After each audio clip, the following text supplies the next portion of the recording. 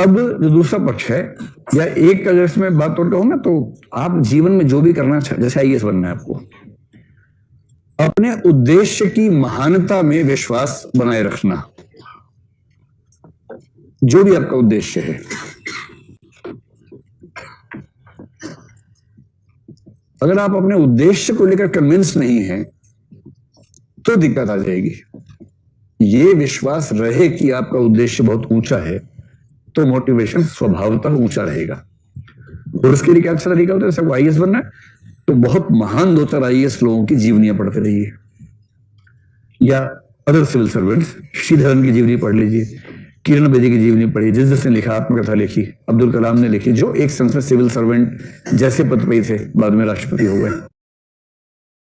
तो इस सब से एक सस्टेन मोटिवेशन की स्थिति बन जाती है। अब दूसरे पक्ष पर आइए कि आप अपना एफर्ट कैसे करें। एफर्ट के लिए सबसे पहली चीज होती है प्लान्ड एफर्ट, प्लानिंग। अगर आप चाहते हैं कि लंबा उद्देश्य हासिल कर ले तो लंबे उद्देश्य की सबसे पहली शर्त है कि आपकी प्लानिंग स्ट्रांग होनी चाहिए। एक मनोविज्ञान का, बल्कि मैनेजमेंट का गुरु था, लुई एलन नाम का, उसने कहा planning means the half work is done. कई लोग आधा ही काम करते हैं, प्लानिंग कर लिया, आधा काम हो गया, फिर चले जाते हैं वापस वहां से। तो आधा काम तो अच्छी प्लानिंग से ही खत्म हो जाता है। फिर प्लानिंग में कई लोग क्या करते हैं, वही अमानवीय टारगेट्स रखते हैं। तो दूसरी बात है अचीवेबल टारगेट्स। अचीवेबल टारगेट्स, उपलब्ध होने योग्य उद्देश्य।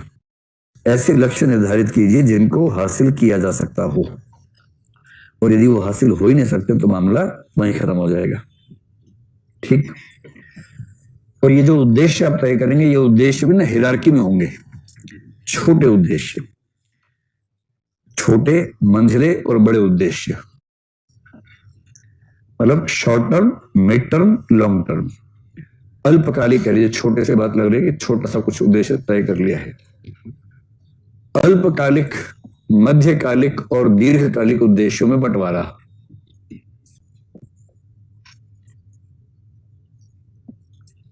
मैंने तो ये फील किया कि जिसकी प्लानिंग ठीक है तो थोड़ा बहुत उसके अंदर सस्टेन करने की क्षमता है। सिविल सर्वेंट बनना बहुत आसान काम है, कुछ खास दिक्कत है नहीं। कैसे? इसकी प्लानिंग कैसे होगी? जो 3 शब्द लिखे, अल्पकालिक, मध्यकालिक, दीर्घकालिक, लिखे हुए हैं। इसका मतलब ये होगा, जैसे आपको आईएएस एग्जाम देना 2021 में, सही बात है क्या? 22 में देना है, 20 में देना है, ठीक है। तो 2020 में आपको एग्जाम देना है, 2020 में एग्जाम देना है। तैयारी आप 1 साल से कर ही रहे हैं, लगभग 6 महीने 1 साल से कर रहे होंगे कम से कम, और पहले से करें तो और अच्छी बात है। अब क्या है कि 2 साल हैं, शुरू से मैं बात कर रहा हूं, आपकी बात ही कर रहा हूं। 2020 में 31 मई को प्रीलिम्स है, सितंबर के एंड, अक्टूबर की शुरुआत में मेंस हो जाएगा, फिर इंटरव्यू होगा। प्लानिंग का मतलब है कि आपको हर स्टेज पर किस दिन किस स्थिति में होना है पहले ये दिमाग में स्पष्ट हो, और फिर अभी से लेकर तब तक कैसे कैसे सब चीजें इस तरह से हो जाएं कि किसी भी स्टेज में दिक्कत ना आए। मेंस का एग्जाम देने के समय तक इंटरव्यू की उतनी तैयारी हो चुकी जितनी उस समय तक जरूरी है, बाकी उसके बाद देख लेंगे।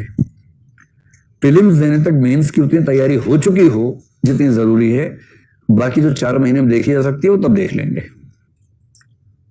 और प्रीलिम्स की तैयारी इस तरह से हो जाएगी कम से कम वो तो नहीं मिस हो।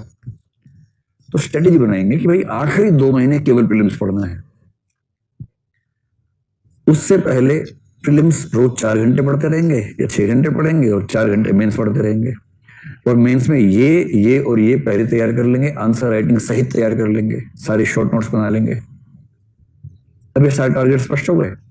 अब कौन सा टारगेट पूरा करने के लिए कितना समय हमारे पास है, फिर उसको जो मिनिएचर गोल्स है आपके, स्मॉलेस्ट गोल्स है, उसमें लाएंगे। कि पहले बना 2 साल का टारगेट, फिर उसे रिड्यूस किया 6-6 महीने के 4 हिस्सों में, उसे रिड्यूस किया 1-1 महीने के स्तर पर, उसे रिड्यूस किया 1-1 सप्ताह के स्तर पर, और अंत में 1 दिन के स्तर पर। आपको पता है कि अगर मुझे मई में एग्जाम देना है 31 मई को, तो दिसंबर के अंत तक ये हो जाना चाहिए। और दिसंबर के अंत तक ये हो जाए, इसका मतलब है कि दिसंबर के फर्स्ट वीक में इतना, सेकंड में इतना, थर्ड में इतना, फोर्थ में इतना, और 3-4 दिन एक्स्ट्रा स्पेयर लेके चलेंगे। कोई इमरजेंसी आ गई, नहीं पढ़ पाए, 2 दिन तबीयत खराब हो गई, कुछ भी हो सकता है। इसको बोलते हैं फ्लेक्सिबल टारगेट सेटिंग। इतना अमान भी नहीं बनाना चाहिए कि बीच में तबीयत भी खराब हो गई, टेंशन में तबीयत खराब हो गई, छूट गया औरंगजेब छूट गया मेरा, ये नहीं, पता लगा उस चक्कर में और तबीयत खराब हो गई। तो फ्लेक्सिबल टारगेट्स की एक आध दिन 2-4 घंटे नहीं मैनेज हो पाया तो भी इतना स्कोप रहे कि मैनेज हो जाए। और जो व्यक्ति daily target weekly, monthly, by yearly बना के रखता है, फ्लेक्सिबल रखता है, अचीवेबल रखता है और ठीक से उनको पूरा करता जा रहा है, तो उसके अंदर परसेवरेंस तो अच्छा होगा ही होगा, उसकी सफलता की संभावना किसी भी अन्य व्यक्ति की तुलना में ज्यादा होगी। ऐसी प्लानिंग होनी चाहिए। और आपको रोज का पता हो कि आज शाम तक इतना पढ़ लिया, यानी कि ठीक चल रहा है। एक दिन कम पढ़ पाए 1 घंटा, तो आपको पता है कि 1 घंटा पीछे चल रहा हूं, इस सप्ताह में दिक्कत आ जाएगी, नेक्स्ट डे आपने 1 घंटा एक्स्ट्रा पढ़ के कवर कर लिया उसको। और ऐसे करते करते चीजें कवर कर रहे हैं तो बनते हैं IAS। समझे बबुआ? ऐसे ये परसेवरेंस का है जो आप गोल मेकिंग करेंगे, इस तरह से करेंगे। बस इन सब चीजों को कर देंगे तो परसेवरेंस